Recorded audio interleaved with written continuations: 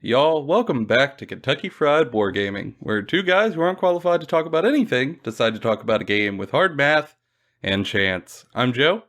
And I'm John. And this week we're back with the 17th episode of the podcast, John. 17. I feel like we just started, but I am apparently incorrect. Yeah, it's been interesting. Ooh, yeah. And recently we made it big. We hit the big time, y'all. We're officially part of the Warhammer podcasting community. We're content creators. I know a lot of you guys probably haven't heard it, but for us, a big update in the past week was we got shouted out by Warhammer Weekly, Vince Ventrilla and Tom. Dr. Tom, he just got his PhD. Congratulations, Tom, if you're listening. We got shouted out over there, and it has definitely bumped the numbers a little bit to help people find us. So if Vince or Tom, you're out there listening, we appreciate you. I was out getting dinner for my lady and I, just like picking up because obviously COVID. And as I was walking the food out to the parking lot, I was listening to Warhammer Weekly, as I do every week, and they said our names on the podcast, and I about sent food spilling all over that concrete. Just damn near dropped it everywhere in shock.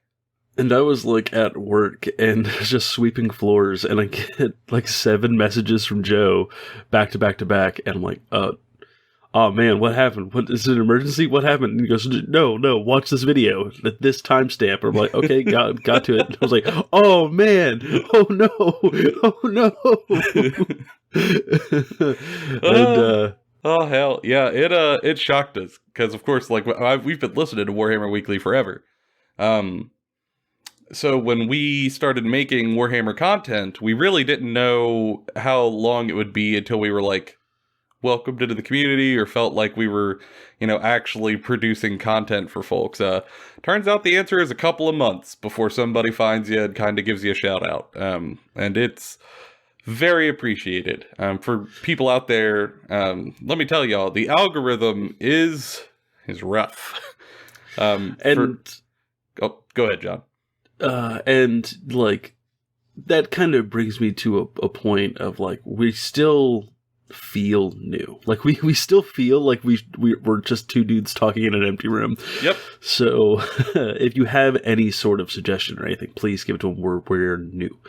And we're looking for new, and we're wanting to try new and different things, see what people like, what they don't like, and really just kind of make content people want to listen to. So. Yeah, we are very invigorated by the shout out. It's so ready to keep the content coming. So John and I have been brainstorming new episode topic ideas.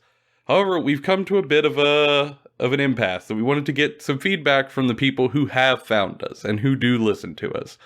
We appreciate all y'all's opinions far more than I can possibly put into words. So as John and I have been going back and forth talking about idea topics, there's only so many that are kind of 40,000 foot view, broad stroke topics that are game agnostic.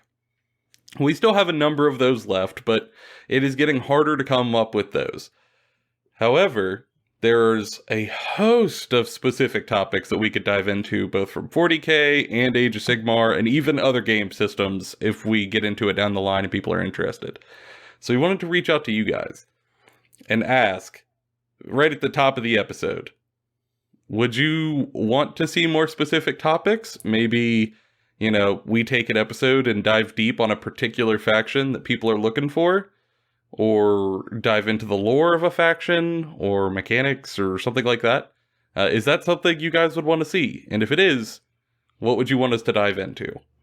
We wanted to at least come here to get opinions before we just kind of pulled the trigger on something like that. Because we still feel newer, and we're trying to figure out exactly the direction we want to take this moving forward so that we could keep the episodes rolling all year long. Yeah, week by week. Yeah. We've brainstormed plenty of different ideas.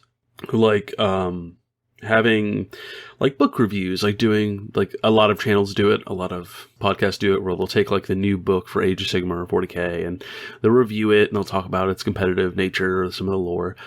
We'd probably do something more of a more casual twist on it because we're not competitive players here. We're average Joe Schmoes. We're here to have fun. Not saying competitive people can't have fun, but you know what I mean. And or like maybe even doing like novel reviews from the Black Library. Oh books. yeah, I'm a giant bookworm, so I love this idea.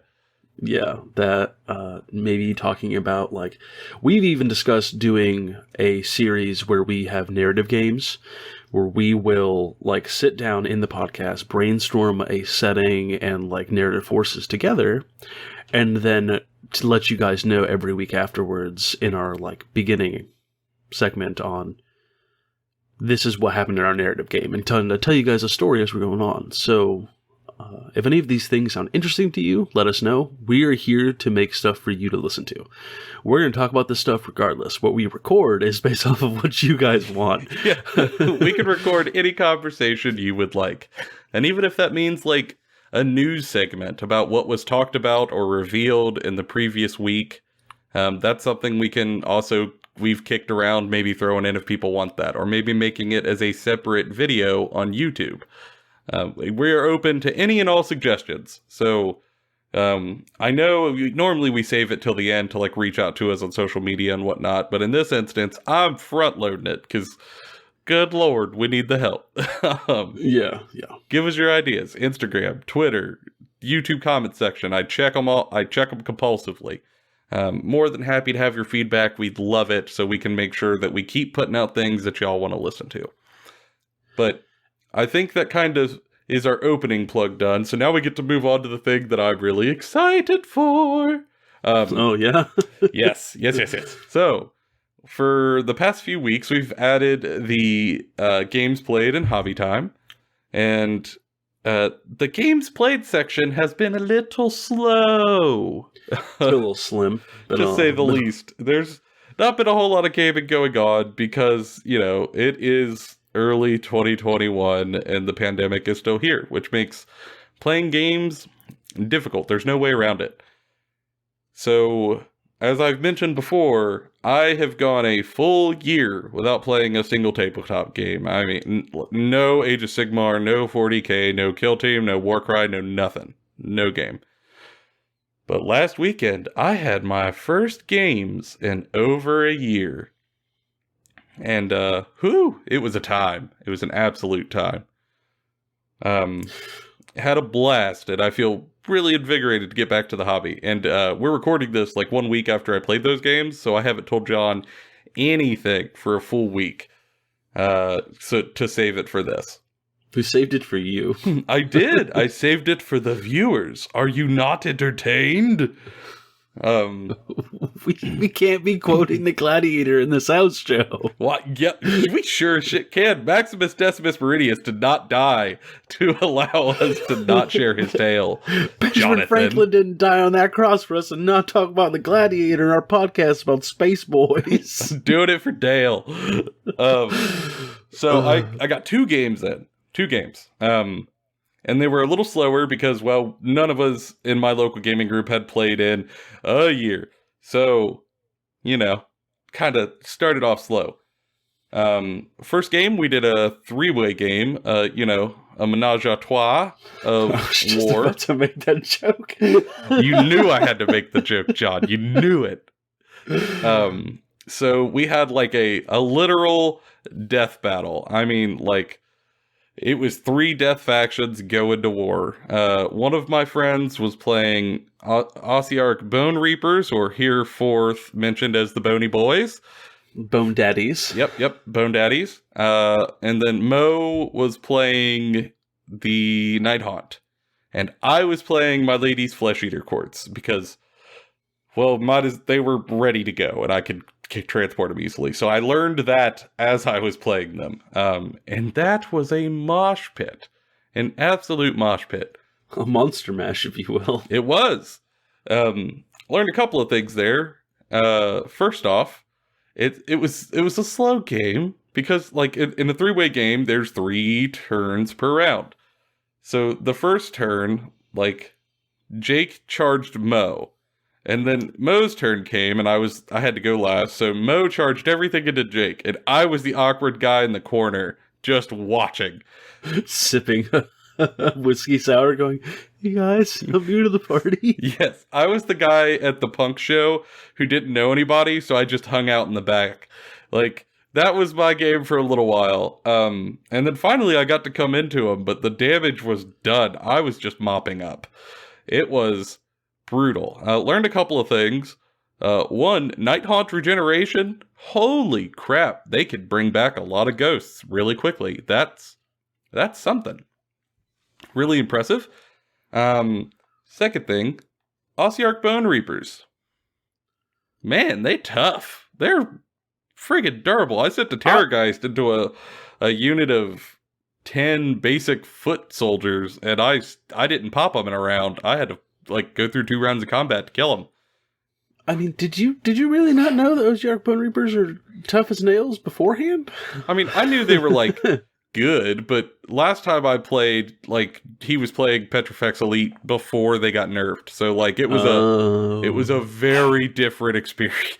Like, they weren't tough. They were all M1 Abrams tanks in just varying sizes, running around across the board. But even with the nerf and him playing a different faction, still hard as nails, which was cool.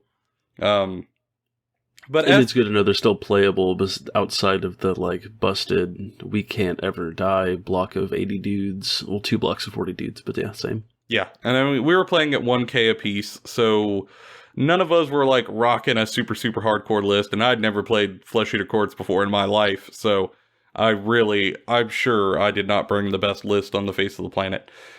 But we had a time. The only downside was that, as always happens with 3-player games, it was very slow going.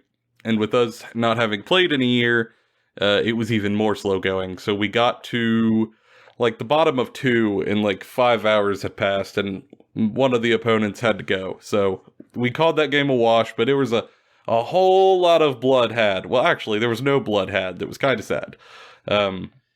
There was a whole lot of murder had. There was no blood. It was all ghosts and bones. And I imagine the Flesh Eater Courts were super upset about it. They have like ichor.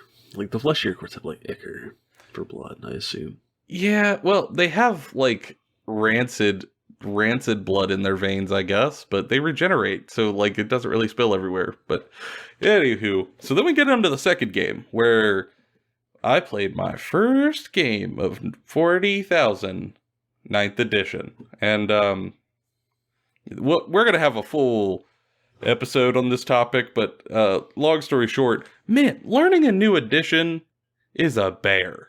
It is. Oh yeah. It is almost more tricky than learning a new game because of your pre-existing notions of how everything should work. Like, and the little details. Oof. You're going from 8th to 9th edition, and like, so there's a foundation there. When I went from 7th to 8th edition, it was not just learning a whole new game, it was having to forget everything about a game before.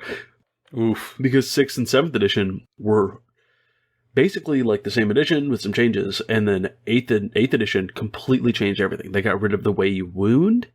Like, they only kept like 2 things. Almost everything changed.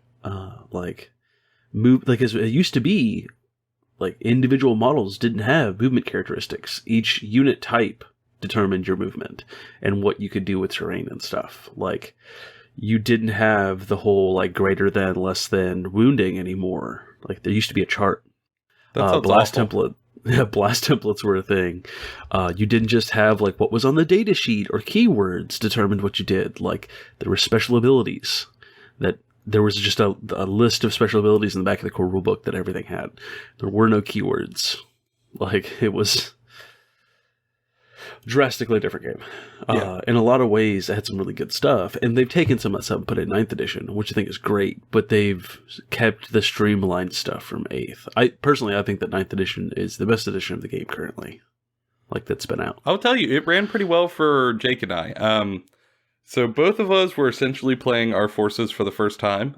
Jake has been playing Death Guard like almost all the way through 8th. But they just got a new codex, which kind of flipped a lot of stuff on its head for their book. So it was really a huge learning experience for him. And I was running the Salamanders for the first time ever, so neither of us were experts in our respective forces.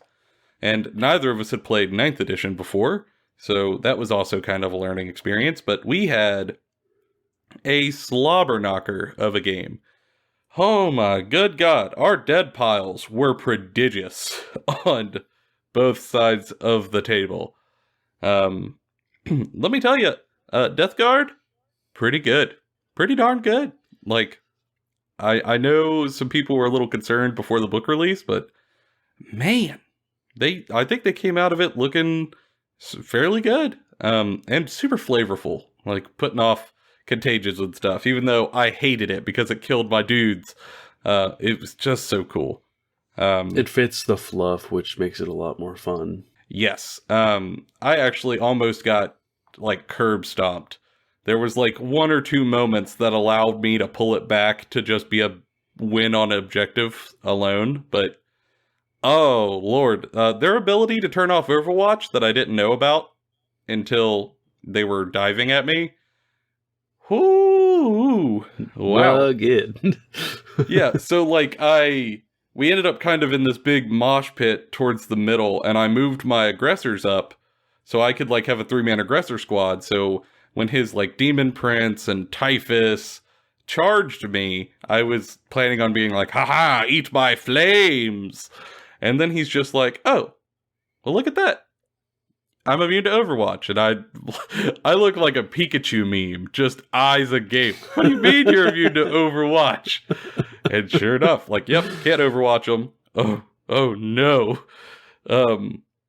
So I thought, okay, I'll just like shoot them before they come in, because they were the closest models to me. But then they had these, like, the Death Shroud Terminators, that if you're within 3 inches of the Death Shroud, heroes can't be targeted, period. Like, period. That's it. Even if the Death Shroud are 3 inches behind them. So I had, like, a Demon Prince and Typhus and the guy with the Plague Spewer literally in my face, staring me down, and I couldn't touch him. Because there were guys, like, 10 feet behind him. Don't ask me how it works, but it... So, I got absolutely dove on. Like, my 3 aggressors and my 3 Blade Guard veterans got dove on. The Blade Guard vets got one-shotted and just yeeted off the table. And a Demon Prince and Typhus dove on top of my aggressors and, like, crushed one of them and then brought the other down to a single wound. And it was not looking good, boys. It was not looking like a victory for the Imperium, let me tell you. It was pretty dire. And I thought, like, all right, I'll have a heroic counterattack. So I spent a bunch of I spent a bunch of CP to try to pop the Demon Prince. All right, by 2 aggressors, you have shock assault, like 4 or 5 attacks apiece, and you have power fist, so you're like strength 8, and I'm giving you +1 to wound, so you're wounding on like 2s, and you're dealing like 2 or 3 damage a punch. Let's kill him! And I dealt 3 damage. Because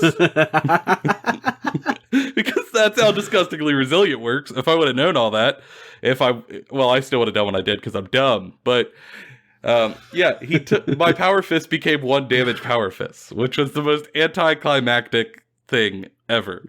And that was the moment where, like, I really realized, oh no, I'm in danger.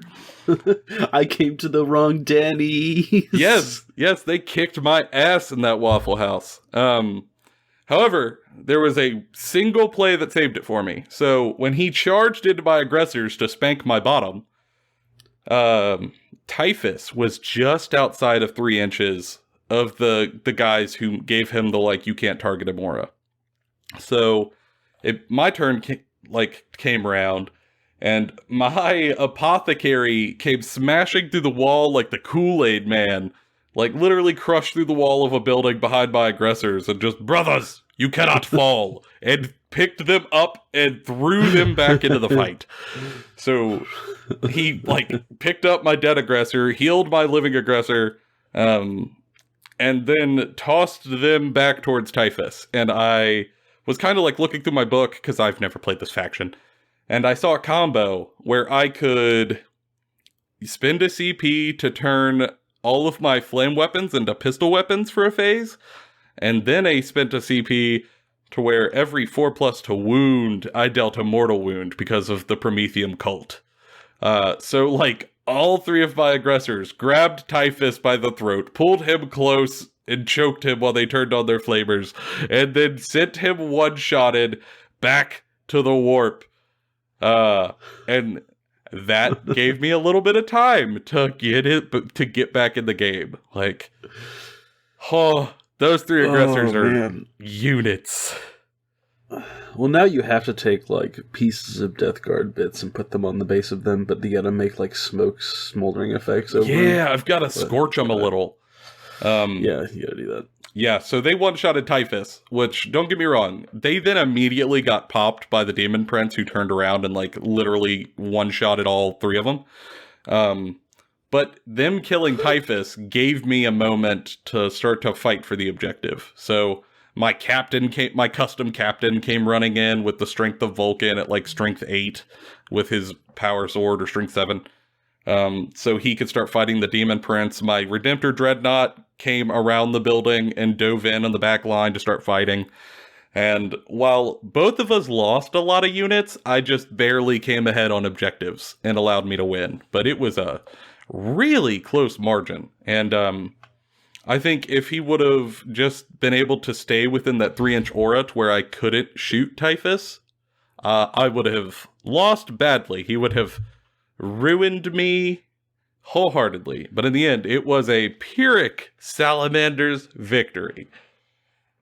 And it was a great outing for my units for the first time. And it's got me really hyped to keep on hobbying them. I didn't get them fully painted before the game came around. I got them all greened up, but didn't quite get them all painted. So I'm working on that.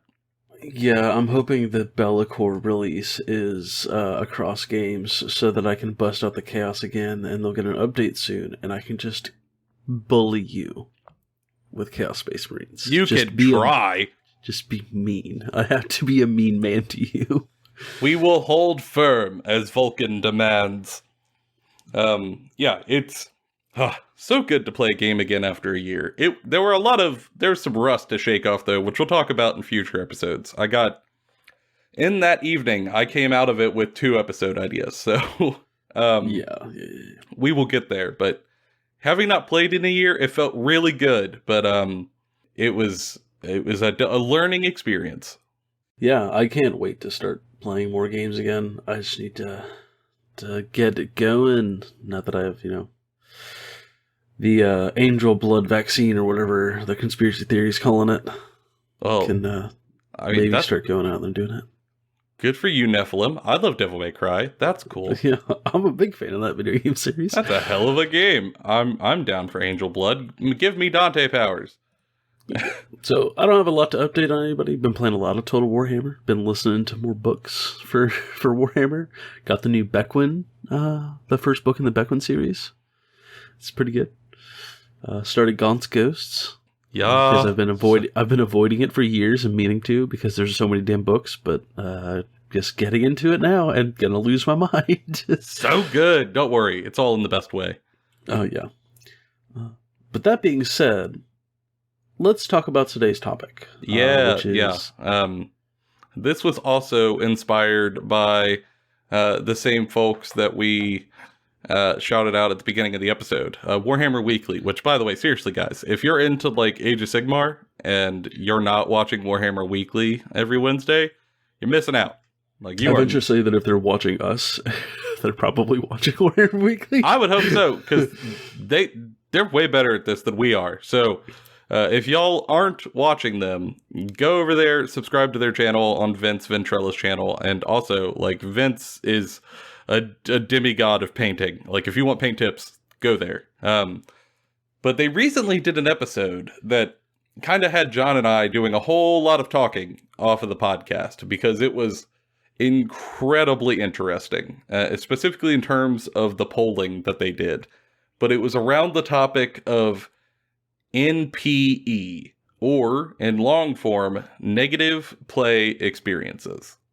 And they polled the community. I think it was almost 2,000 respondents got back to them in these very specific sort of granular questions, asking them about negative play experiences in the hobby, and moving on to specifically like by faction what negative play experiences people have. And that was enlightening. And really got us thinking about the topic of like negative play experiences in terms of casual gamers, because I think the topic has been covered before on other channels, but I think oftentimes it is covered by people who are competitively oriented content creators, I guess I would put it. In a general sense, it seems like there are a number of content creators that are sort of competitively minded, and there's nothing wrong with that. However, I think when talking about topics only in terms of competitiveness, there's some things that are lost in translation that are more specific to being a casual audience. And as we were kind of talking about NPE, we thought it might be worth discussing here, because really, we want to be one of the more casual content creators. And I think it's worth talking about how this affects our group specifically, don't you think?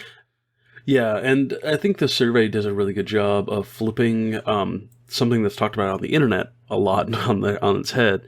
People on the internet love to say that every new like power creep in books and all the new models with cool new rules, it's all like some scheme by GW to sell more books and sell more models and to like ruin the game, whatever, for the sake of money. But I think this survey kind of like throws it out the window, because not to ruin too much of the findings, but like kind of showed that if the more negative the play experience of the army is for your opponent, the less likely someone wants to play the army. Yeah, because God, the inverse correlation, so awesome. Yeah, because it makes sense, especially in a casual setting. Like even if I aesthetically like an army, if I am going to have no opponents to play said army, why would I want it? Yeah, I think it's worth considering. So I guess we should start with breaking it down with just a quick definition of what is negative play experiences, because this is a nebulous concept. Okay, like this isn't something that you could just go grab out of a dictionary and go, yep, this is the exact parameters of an NPE. But we're going to try our best to get to a succinct summation of what that is. So to start off with, generally speaking, in John and I's opinion, negative play experiences are things that you come across when taking part in a game, not necessarily just wargaming, but in a game where your time is made worse by a mechanic that you didn't really get to interact with. Yeah. So we're not talking about like, I needed to roll 3 2s and I rolled 3 1s. Like, that's bad luck. That does suck. Like, but that's the random element of the game from a design perspective. We're talking about things like, I did everything I could. I hid like this big model in my army behind a bunch of cover, and the opponent took like 6 things that can ignore line of sight. I couldn't put it in deep strike, and so I got shot off the table before I even had my turn. Like that's a negative play experience. Yep. You were already out of line of sight, you were behind cover, you did everything you could, and you literally didn't get a chance to respond. Yeah. And I think a lot of that is unavoidable in these games. Like, that will exist in some factions, some armies, especially considering how many factions exist in these 2 games. There's going to be instances of negative play experiences, no matter what.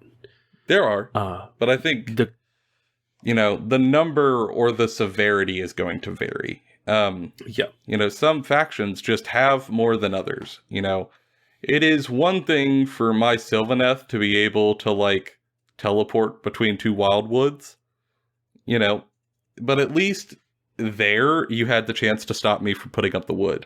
It is another for me to go, hey, I'm playing Lumineth, and Teclis gets to automatically cast spells, and I just cast a spell to where all of your command points cost double, and you pretty much can't use any of them now.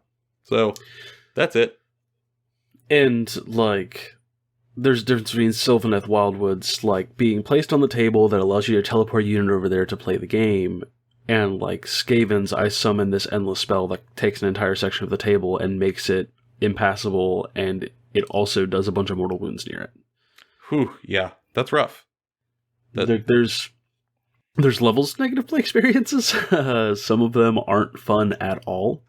Some of them are great for competitive play, and some of them just aren't really great for casual play. They're not fun to play against. Yeah, and I think, generally speaking, the thing that makes them stand aside is, as we mentioned in sort of the brief definition, is the lack of response. So, there are a ton of mechanics in the game that if you couldn't stop it, would be in PE.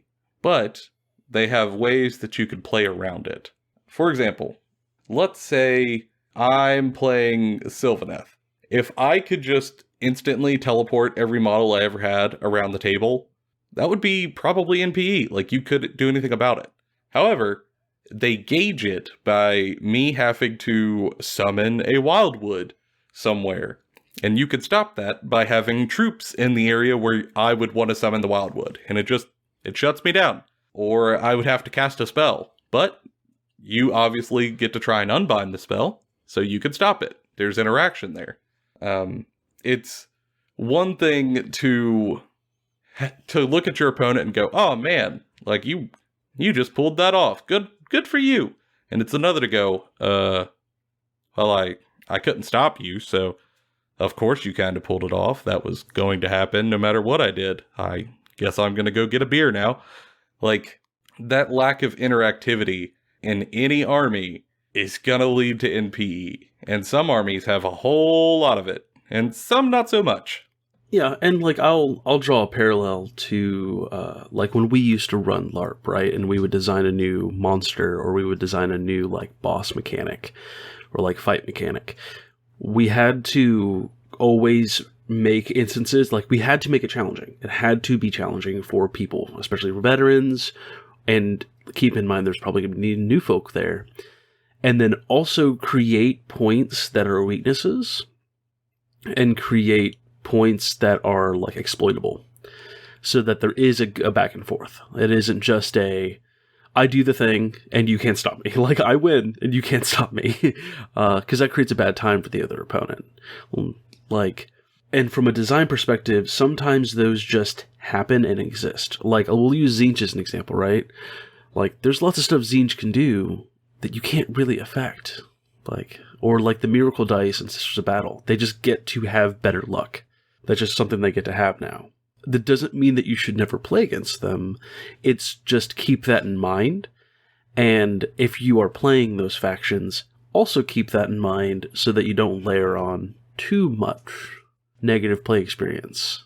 Yeah. To ruin something. And I think that's especially prevalent here. I think in a lot of the discussion in NPE, the answer of what to do about it, at least for other content creators, is, you can build a list that plays around it at like a competitive level. And I really don't want to get into the weeds of that because, yeah, like you can.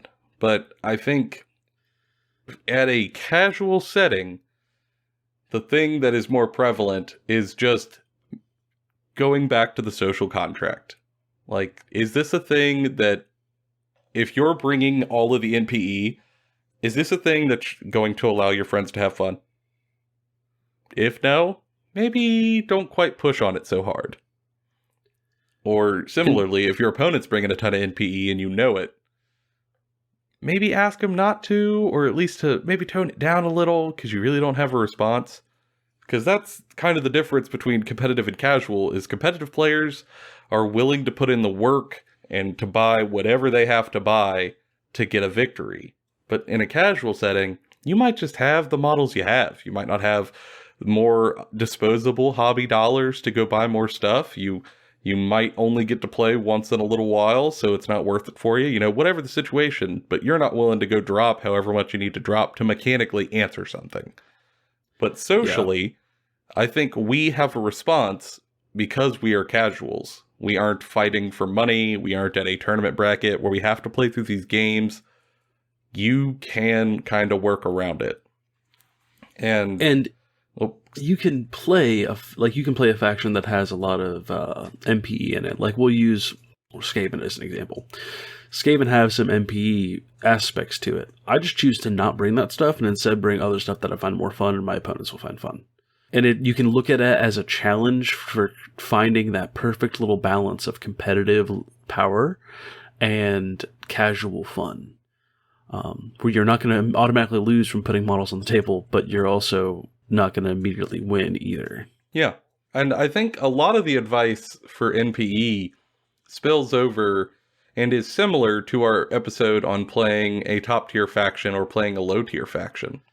Generally, in those episodes, we mentioned that you might have, if you're playing something that doesn't have a whole lot of NPE available and you're going up against it, you might have to play harder to, kind of step up to that bar. Or, similar to what we talked about in the playing a top-tier faction episode, if you're playing an army with a ton of NPE that your opponent just cannot respond to in the most literal sense, you might have to play down a little bit in a casual setting to not ruin somebody's good time. And there's no shame in either of those, but it comes with the awareness that you need to do either of them. Yeah, and in our previous episode, Starting a Second Force, you can use this knowledge to help kind of pick whenever you're going to start a new army. For me, at least, whenever I go to start a new army, I think about its rules and its flavor. And when I say rules, I'm not meaning how strong, how tough of a list can I make?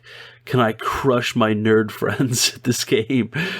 I look at the rules to make sure that they're not going to be super, super powerful. I was vaguely interested in Flush Terrors for a moment, and I had to step back and go, my play group and the people I would be more likely to play with on a regular basis probably would not have fun playing against that. I should probably pick something more in the fat middle. I should pick a middle ground army if I'm going to start something new. And I think that's kind of the answer for a lot of folks, is pick something that you aesthetically like that's in the middle ground if you're not willing to do the work of toning your stuff down. Yeah, and I think this is kind of the thing I'm most excited to talk about. And we mentioned it earlier, but I want to dig down on it a little bit because I feel like we probably didn't break it apart. The way that this affects us, apparently, looking at the data that Warhammer Weekly had, again, I implore you, please go over there and watch the MPE episode that they just put out a few weeks ago. It's incredible.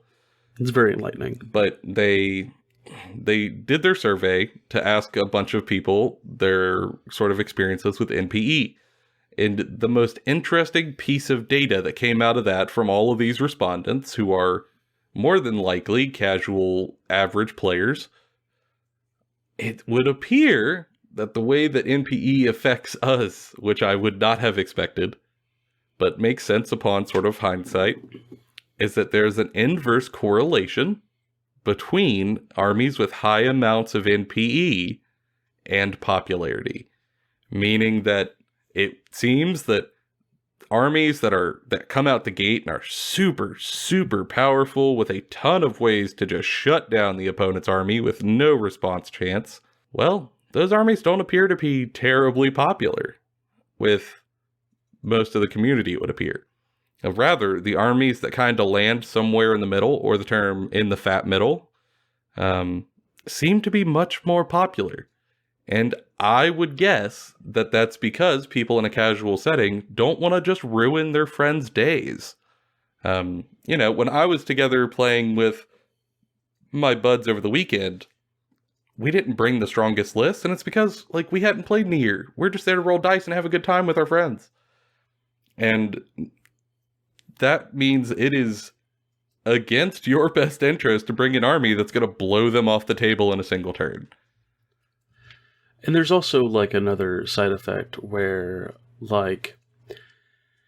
having a army that is made of super powerful combos and NPE will probably get nerfed. And so if you buy into an army that's got a ton of MPE, you're going to lose money in the long run because you're going to buy a bunch of really powerful models, and then they're going to get nerfed into the dirt if they're overtuned, and then you're going to feel de-incentivized to use them and to get new models.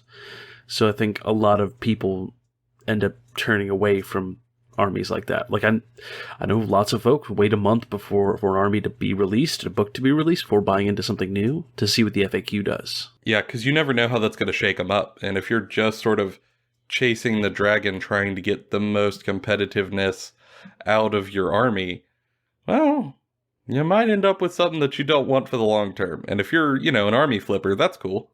But I think for the average person who wants it as a hobby project for the long run, you might want to get something that you love for other reasons than just the mechanics, because those mechanics will eventually change. But the theme of the army that you're hooked to, and the lore behind it, or the look of the models, whatever has hooked you, or probably a combination of those things, is sort of evergreen. It will stay forever. Yeah, and like becoming a narrative player too. Like I think a lot of casual players eventually fall into doing a crusade game or like a narrative game, or try some narrative missions that are different.